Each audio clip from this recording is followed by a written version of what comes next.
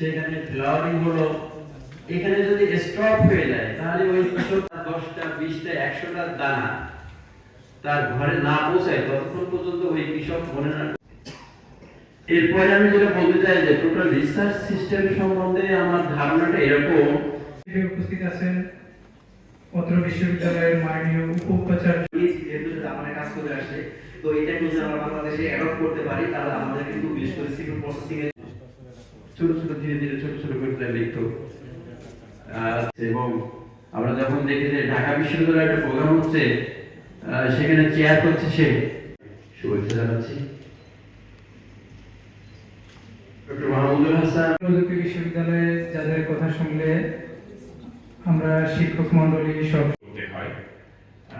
আপনারা জানেন আমিও এই প্রজেক্টের প্রেজেন্টেশন আমাকে করতে হয়েছে। তো আসলেই খুব কঠিন ন্যাশনাল পর্যায়ে একটা ভালো একটা প্রজেক্ট হান্টিং করা।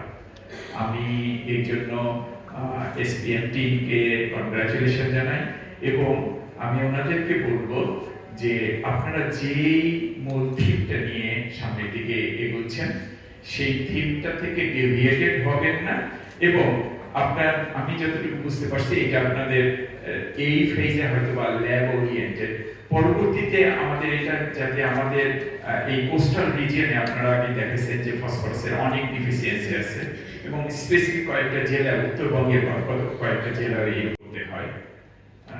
আপনারা জানেন আমিও এই প্রজেক্টের প্রেজেন্টেশন আমাকে করতে হয়েছে।